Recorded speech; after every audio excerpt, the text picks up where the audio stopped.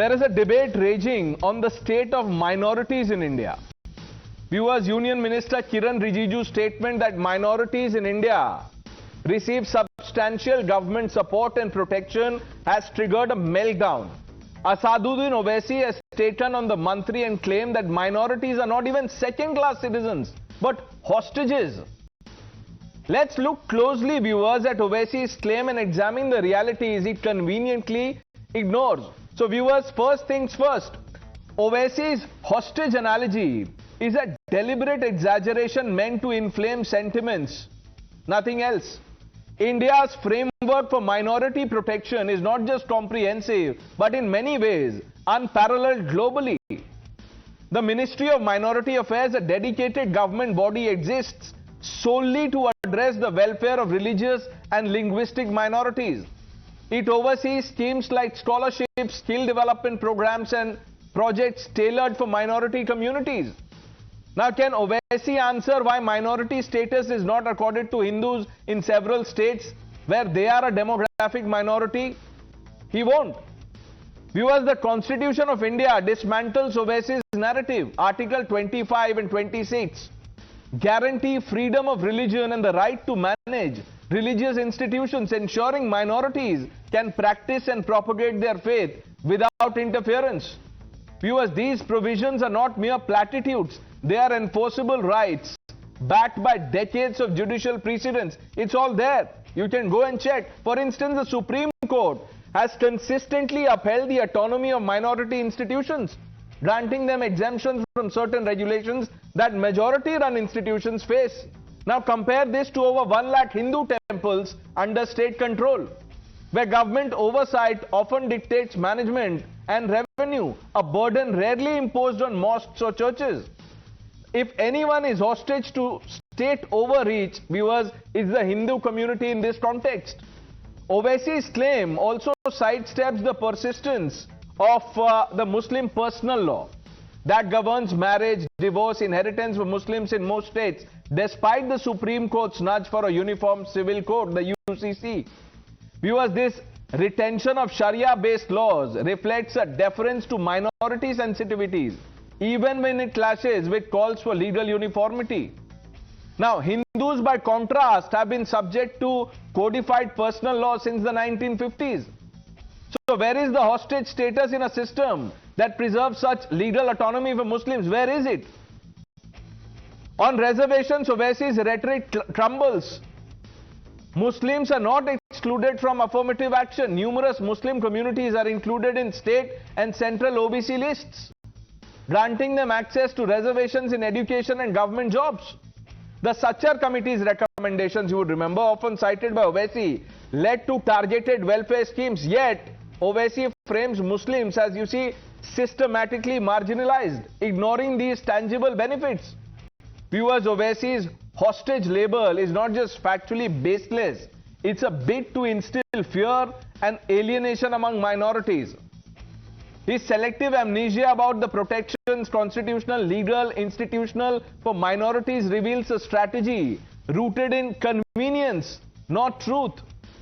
Viewers, India's minorities are not hostages. They are equal stakeholders in a democracy that has gone to great lengths to ensure their rights and opportunities. Now, Owaisi would do well to engage with these realities instead of peddling divisive agenda that belong more to a Majlis campaign trail. There are serious debate. Let's open this up. Professor Atikur Rahman joins the debate. Abdul Razak Khan.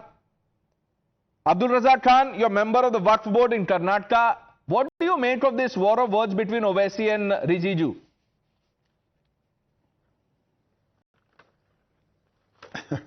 First of all, Pranesh, what I would like to say is that our minority minister should be working for the welfare of the minorities. Unfortunately, he is working more like a BJP Karyakarta and RSS puppet. He is working against the interests of the minorities. Tell me one scheme that benefits the minorities of this country. These people are the same people who took back our Hajj subsidy. These are the same people who took back the Maulana Azad Fellowship scheme. I am saying everything is being worked against the minorities, and he is going and tom-tomming saying that Modi government is doing this one for minorities. We gave them triple talaq. Now we are bringing the Waqf Amendment Act.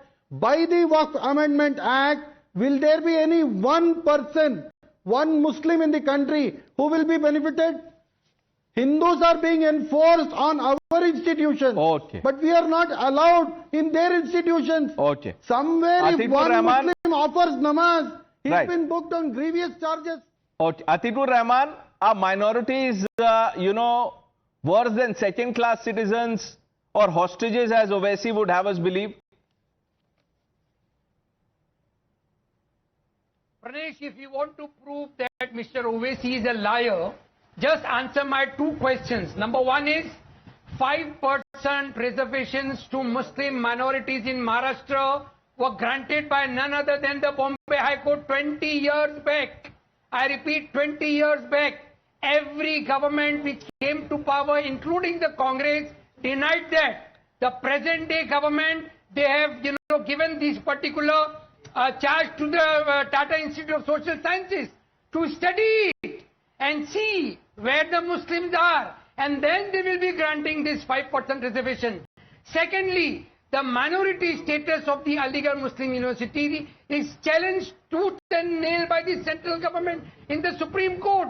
They are opposing it. And on the one hand, they are saying that out of all the Waqf land, they will be building huge Atikur Rahman, hospitals and I'll tell you the fundamental problem in having people like you on this debate is that when the word minorities, that word comes up, आप लोगों को लगता है minorities is equal to Muslims.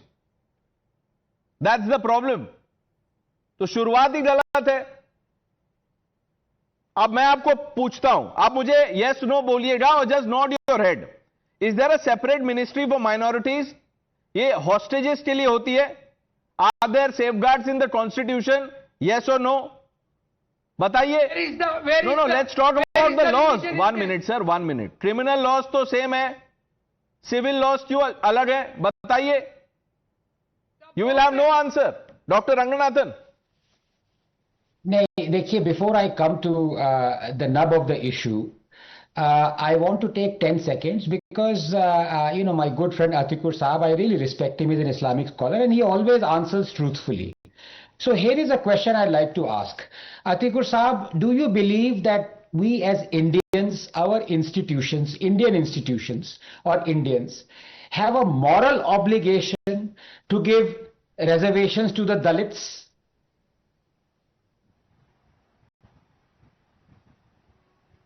Yes. Thank you. And that is what I expected from a great scholar like you. Now, will you please answer, why does AMU, that gets its funding from the government, refuses to give reservations to Dalits? Aren't you ashamed of it? Have you raised it ever? Moral obligation कहाँ गई आपकी? बताइए. On a very firm ground, why अच्छा. Aligarh Muslim University is a minority institution. The argument Answer me. In the Supreme Court. Answer me. You join Why the does case. AMU? You argue in the Answer court. me. You Why argue in does the court. AMU not? Why does AMU not give reservations if you say that we as Indians are morally obliged? Forget about legal. Forget about technical. आपकी moral और ethical stand कहाँ है आपका? जय भीम जय meme ऐसे ही करते रहते हैं. हाँ, बताइए. Answers will be given in the Supreme Court. Sir आप भी बता दीजिए ना. Moral obligation आप बता दीजिए ना. एक simplistic argument कुछ तो होगा. Why should they not get benefits there? Because it's a Muslim minority institution. Okay. And if the Supreme Court feels like There you go. Muslims won't be opposing अभी it, तो आप I assure empowerment you, equality की बात कर रहे थे doctor Ranganathan. जमीर का कुछ नहीं है. अल्लाह ने जो बोला है वो कुछ नहीं है. सुप्रीम कोर्ट डिसाइड करेगा, है ना? ठीक है, चलिए कोई बात नहीं. Now let me come to the nub of the issue. Pranesh, I talk only with facts. If there is any community that is being discriminated against constitutionally, legally, socially, educationally, it is the majority Hindu community. But first, on the biggest accusation against Modi, that is anti-minority. Well, here is the hard data. Minorities before 2014, 2,000 skill trained, 5% with government job, 3 crore scholarship, 70% girls school dropout rate. And minorities after 2014, 2 million skill trained, 10% with government jobs, 5 crore scholarships, free UPSC coaching, 30% girls school dropout rate. In fact, Modi has given scholarships to more Muslims than Manmohan Singh did. Has Modi reduced AMU funding? Nahi. In fact, he has increased it, including a 90 crore topping up. While our Muslim population is 14.2%, as many as 31.3% of homes under Awas Yojana, 33% of funds under Kisan Samman Nidhi, 36% beneficiary under Mudra Yojana have been Muslims. प्रधानमंत्री शादी शगुन scheme किसके लिए है? Exclusively for Muslim girls who complete their graduation before marriage. They will get 51,000 housing, skilling, scholarships, government jobs. No other prime minister has comparatively done more for Muslims than Modi. And as for these two arguments, Pranesh, just 30 seconds, always forwarded that BJP doesn't have Muslim MPs, and so one, BJP hates Muslims, and two, Muslim citizens are ignored.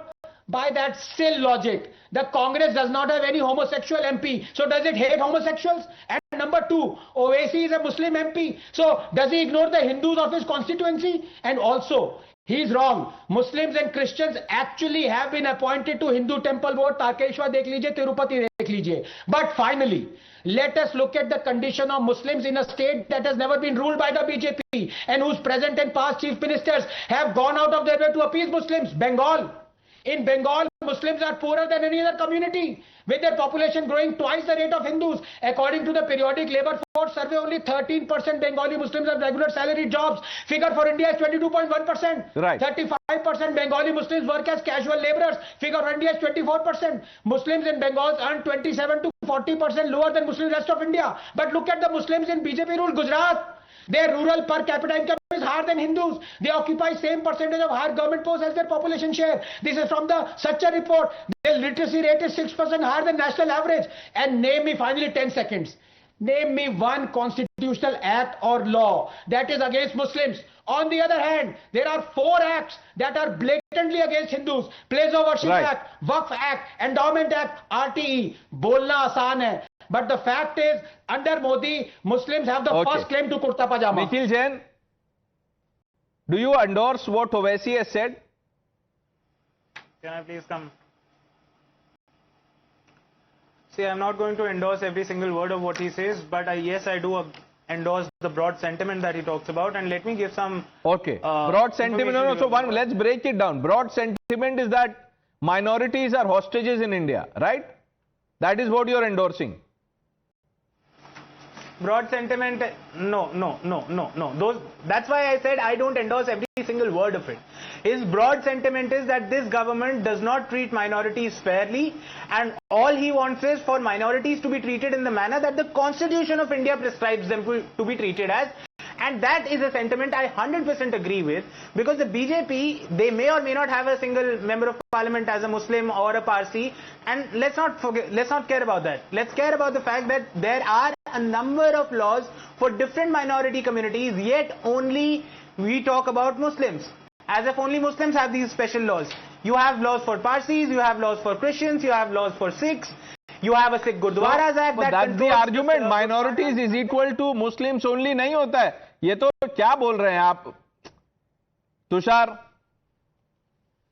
You know, it's the same old narrative being plugged, and I'll just respond to it by point by point. अभी किसी ने कहा कि minorities के लिए एक भी scheme है तो बताओ. अब आप बताइए, जनधन योजना, आवास योजना, मुद्रा योजना, जल जीवन मिशन, एक पूरा एरे है वेलफेयर प्रोग्राम्स का. आप बताइए किसी भी बेनिफिशियरी को उसके धर्म के आधार पे चूज किया गया? बिल्कुल नहीं.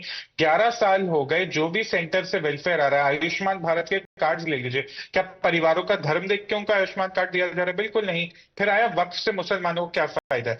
ये चीज वो भी जानते हैं कि वक्फ का सेक्शन 40 था, जो 2013 के अमेंडमेंट्स में 95 के एक्ट में था. उसमें the Waqf could take away land, private property of anybody, citing it as a Waqf by user property. उसमें हिंदू भी थे, उसमें मुसलमान भी थे.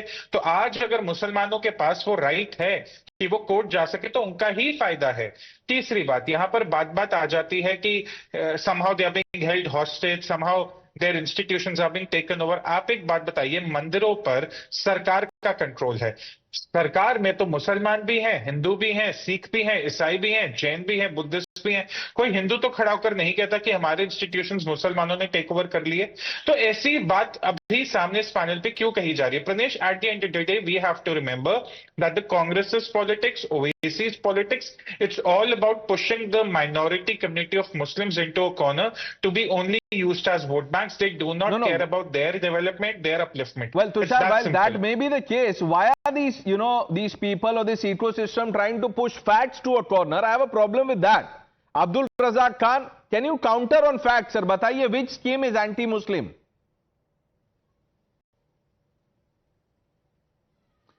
सर मेरे को सिर्फ एक चीज का ये बताइए, कौन सा ऐसा मंत्री होगा जिसने ये आज तक कहा होगा कि हमारे माइनॉरिटीज तो माइग्रेट नहीं कर रहे हैं? Why does the minister want the minorities to migrate out of our country? Sir, he should be working for their welfare. I have been saying that he is not working for the minorities, he is working against the interest of minorities. Tell me in the history of our country, is there any one minority minister who has ever said why are our minorities not Okay. Migrating? Dr. Ranganathan. He is hell-bent on sending minorities. First of all, you just shocked me by saying that Mr. Abdul Razak is a member of the Waqf board. अब समझ में आया कि पिछले 10 साल में 20 लाख एकड़ वक्फ को ऐसे कैसे मिल गया. ऐसे लोगों की वजह से मिला है. सब चीज हथिया लेते हैं, टेंपल पे कंट्रोल कर लेते हैं. 1500 साल पुराना टेंपल वक्फ लैंड पे हो गया. Islam is only 1300 years old. और ये कह रहे हैं कि माइनॉरिटीज हॉस्टेज में. मैं इनसे पूछना चाहता हूं, क्या ओवैसी ये फैक्ट नहीं है? Owaisi doesn't consider Ahmadiyyas as Muslims. वो 6 मिलियन माइनॉरिटीज नहीं है. शर्म वाली बात नहीं है ये, लेकिन उस पर एकदम चुप रहेंगे ये. चाइना ने 1 मिलियन मुस्लिम्स को इंटर्न किया हुआ है कॉन्सेंट्रेशन कैंप में, उसमें चुप रहेंगे.